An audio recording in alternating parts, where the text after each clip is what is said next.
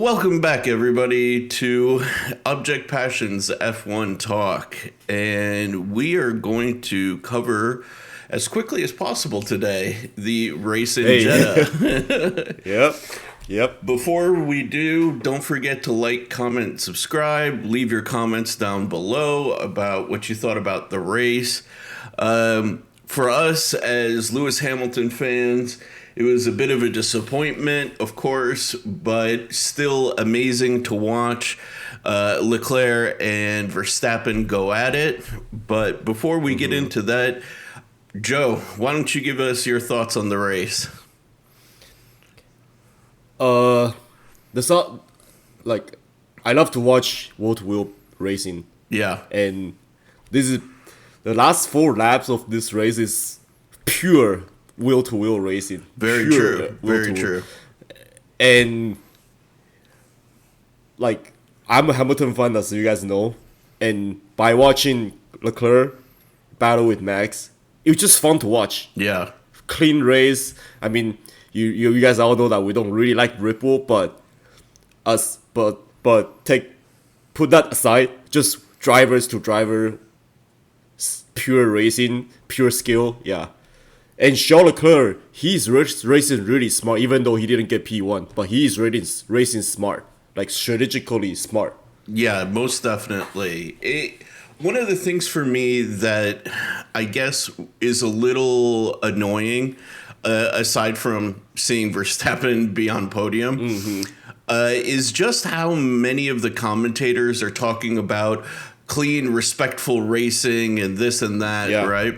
They're kind of ignoring the fact that the rules were changed recently in order to specifically address how, on some level, Verstappen was overtaking and behaving a lot, and even how Lewis Hamilton was responding to him last season. So it's not like they're doing this out of the goodness of their heart. Literally, they've been forced into this position of, being much more tactical, which is great to see for us as fans. Yeah, it's great for fans, but yeah, but don't chalk it up to their character being this way. Yeah. You know what I mean? Yeah. Max is not like this. No, he's not in our opinion a very respectful driver. Yeah. But aside from that, no, it was very interesting to see a lot of the battles in the midfield going on as well. It was really a shame to see so many DNFs this race, It's I think it has to come down to the reliability issue of the new car. Yeah. And definitely a new car, not even Formula One. If you bought a brand new car on the street on daily use, like my Alpha or the car that just came out within 1 year, there's gotta be issues. And 100%. And you're talking about Formula One that is racing max out every single lap. Yeah. After every single lap. Yeah. Of course, there's gotta be issues, and then the teams has to they just have to find a way to resolve all that reliability, because the season this is still 20 race to go. Yeah, and it was crazy to see, after all of the battles that Alonso and Ocon were having throughout the race. Oh, that was which is amazing. Yeah, exactly. Yeah, that was fun to watch. Yeah. But to see Alonso DNF at the end was really unfortunate, And Bottas DNF. Yeah, after his driving was just a shame. Yeah. Yuki Tsunoda didn't even get a chance. And Daniel Ricciardo also DNF. Yeah. It's a shame to watch them. I mean, I would love to see everybody reach the checker flag, but unfortunately, that's the way it shakes out sometimes in Formula One. It was an interesting race. for me, not necessarily as exciting as some of the presenters may have put out, you know? Yeah. Like, I definitely, you know, was a little, like, distracted or, you know, just not as into it in sort of the midsection from, like, lap 20 to lap 30 or so was just kind of like, eh. Yeah, but no, I agree. Watching Leclerc and Verstappen really battle it out was it's refreshing to see that kind of wheel to wheel action. Yeah. No doubt. And I think that's why they gone to a new car. Yeah, new rules to, you know, to fresh up the grid. It's showing. It's definitely very effective. I mean, if you had the benefit of watching the post-race show and Ocon and Norris were side by side talking, that's exactly what both of them sort of reinforced, was that, like, there is huge opportunities for wheel-to-wheel battling and to really be a little bit more competitive. I think Ocon called them go-karts, you know? Yeah. It was very funny to hear that people actually say Formula 1 is a go-kart. And I think that's a very good representation of how the new era of Formula 1 car can be. And it's fast. I mean, but for some reason, I remember I told you, for some reason I feel that the speed is much slower than last year's car. I'll tell you what, the go-kart analogy is not a bad one for me, but it comes with a little bit more of a negative connotation, I feel, because I feel that, you know, the last generation, you know, the 2021 cars were really like rocket ships. I mean, I was going to say the rocket ship, Yeah, they really felt like highly sophisticated fighter jets. You know? Whereas, I mean, granted, it's the first year of the new standards and it's only the second race, you know? But with the number of issues, the challenges aerodynamically and everything, they do feel a little bit like a step back into something that's... Yeah, I feel that too, because especially looking at Mercedes. We gotta talk about Mercedes. Yeah. First time since 2017, Hamilton is out of qualifying. Yeah. Starting 16, and well, he started 15 because Mick is not racing. Yeah. But then on the qualifying, that car looks so much slower than other teams' car on the straight. Like F1 like Twitter's so right, man. It's like a tractor out there in comparison. Yeah, so much slower. And even though George Russell is up in P5, but still the whole package of Mercedes is just way too slow on the straight. Yeah, 100%. There's no Dude, and there's no way for them to keep up the pace with Ferrari, Red Bull. Yeah, dude, even qualifying. Let's just say, like, K-Mag, man, he is single-handedly bringing Haas into relevancy, man. He looks like a kid that just got a toy that he's like... Rightfully so, man. I mean, that dude basically went from being out of F1 to having, like a week or so to prepare. You know, hopping into an F1 car, and he has consistently been within the points in the last two races. And dude, K-Mag is a hero for sure. Like, there's no question. I'm starting to like him. Yeah, man. I mean, the thing is, Haas for me was always the underdog team that you want to see do well, you know? Even from Drive to Survive, like, seeing Gunther's, like, personality, you're like, I like this dude. I want Yeah, him yeah, yeah, to have some success. To do, You know. yeah. So like it's nice to see. It's like the feel good story in F1 Yeah. for me. You know. Yeah. But also yeah, to see Mattia Binotto. You know, like. Dude, I saw an old video of him being interviewed by Michael Schumacher, you know, when he was just like an engineer in the team. Okay. And for him to come Yeah. around and be, you know, The team principal. yeah, and to have such a successful team this season is also really like nice and heartwarming. It's nice to see some great change. Yeah, definitely. Yeah. But again, Yeah, what were you gonna say? that Mercedes, they if they want to compete on the top level Yeah. this season, they really need to step up their game, bring in new upgrades, even tune the car, or even Yeah. do anything that can give Hamilton the weapon to fight. Because I mean, he started 15, but he got to the point where He was P7. P6 behind Russell. Yeah. Yeah, but then all the safety cars and Yeah. damn safety car again, all the safety cars and virtual safety cars and crash and all Damn that stuff. safety cars. Yeah, and the positions just drop back to P10. Yeah. And With the so tire change. Yeah. So we can definitely see from the single race, we can definitely see the ability of Hamilton. Oh, he Adapt, can adapt. Yeah. Yeah, you use the word right. Adapt to the same car that he not disqualified, out of qualifying yesterday, and then he come back with the same car and then drive his heart out there to get to P6.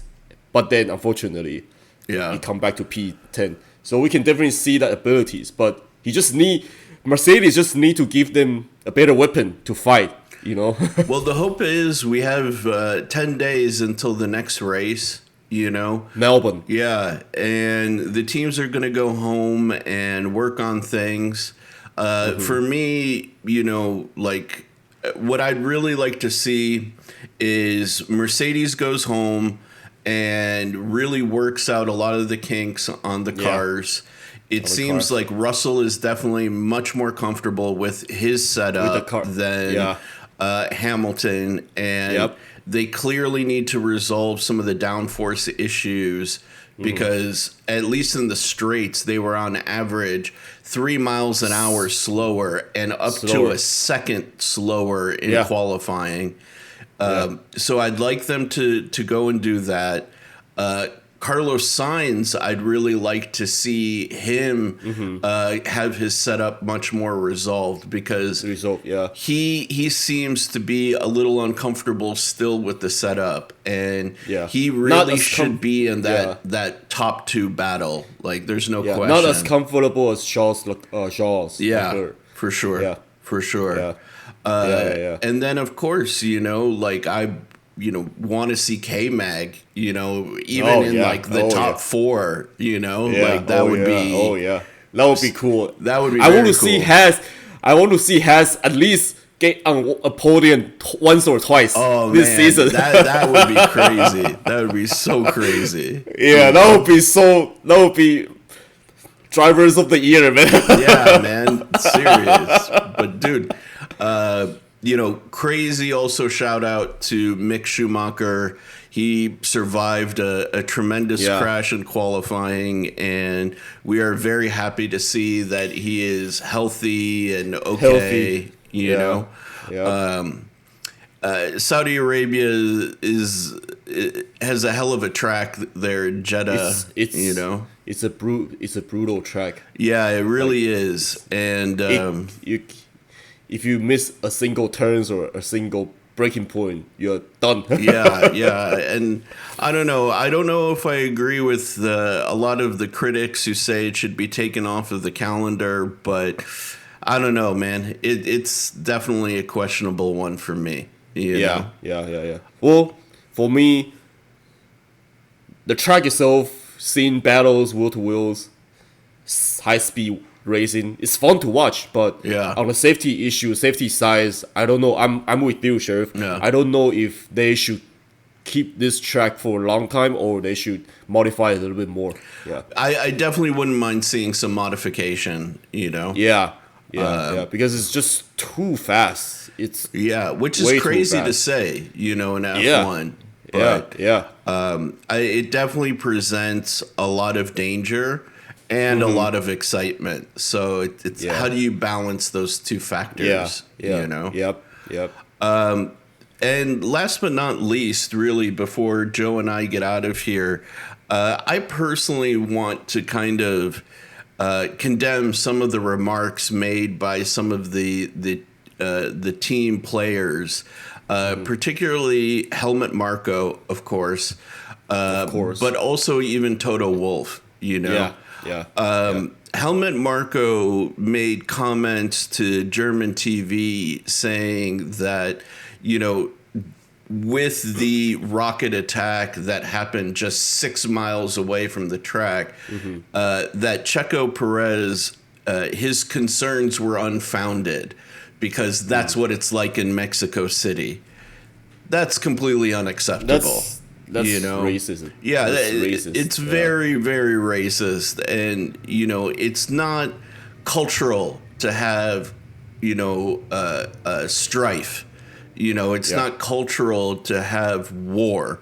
It's not cultural to have killings. You know, those are situations born out of adversity and struggle, and are not culturally endemic. You know. And so nobody should feel comfortable with that by any means. If any situation has proven that more than anything recently has been this current situation in Ukraine, you know? And because of that, I want to extend also my comments to Toto Wolff, because he also said that, you know, yeah, we may be uncomfortable with that, but that's culturally how it is out here. You know, in the Middle East. That's unacceptable for a team principal to talk like that. Yeah, 100%. And as somebody with Middle Eastern blood in him, that is not part of the culture of the Middle East. Nothing. None of this is a part of the culture, especially you're talking about bombing stuff, exactly, and burning stuff up. Yeah. Exactly. And it shows how horribly out of touch these people are with the circumstances that have produced these conflicts. And these conflicts have very real roots, have very deep meanings to the people who are involved in these conflicts, and to brush them off as part of the culture shows how desperately unaware that they are of the situations that exist in these regions. And yes, while you think that F1 will shine a light onto these areas and the problems there, by no means is your little car race even remotely going to scratch the surface of what is going on in these regions genuinely. So really, please keep your mouth shut. Focus on what you do, which is racing. Racing, You know? Just race. You're not a political activist. You're not politically aware. You don't understand the culture at all. So really, you know, you won't see me condemn Toto for much. You'll definitely see me condemn Helmut Marko, the Sith Lord, for a lot.